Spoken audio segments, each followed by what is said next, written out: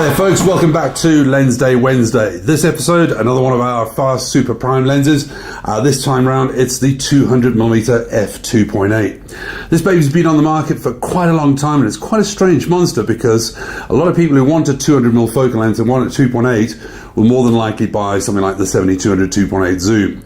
Now that's quite a pricey lens. This comes in substantially cheaper, but it is a prime. It's fairly compact, it's a lot lighter, a lot smaller than, say for example, a 70-200 2.8, but you're stuck with a fixed focal length of 200. At 200mm, what an absolute pleasure for candid, portrait, beauty shots, anything over any kind of distance, where you want to capture a little bit more detail, maybe separate yourself from the subject.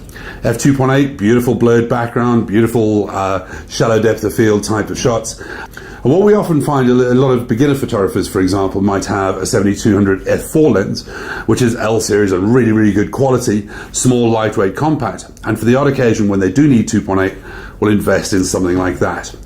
Technically, it is a little bit more expensive buying that combination, but buying this is substantially cheaper than changing a 70-200 f4 to a 2.8.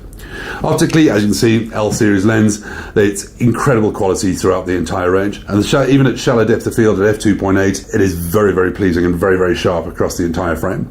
One thing is quite bizarre about this lens. It's one of the only about 2, maybe 3 lenses, I think, that have the ability to take a teleconverter. Now, by way of example, I've got a camera here. We're going to put the converter on. It's quite bizarre. The white converters were painted that way specifically so that it could only fit and work on the same colored lenses. Putting it on a black lens is pretty damn bizarre, and as a friend of mine mentioned, looks a bit like a Frankenstein's monster. However, optical performance isn't as brilliant with the converters on. I noticed a distinct drop in quality, especially with the 2x. The 1.4 wasn't that bad at all, but the 2x was most certainly noticeable.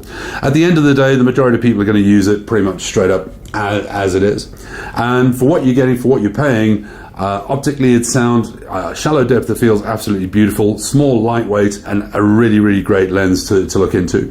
It's not cheap, but then hey, all the L series lenses come at a little bit of a price. Anyway, that's it for this little baby. You'll have seen some of the examples in the background giving you an idea of what you can use this lens for, and as you can see, quite a big variety. That's it for this one. Thanks very much for watching.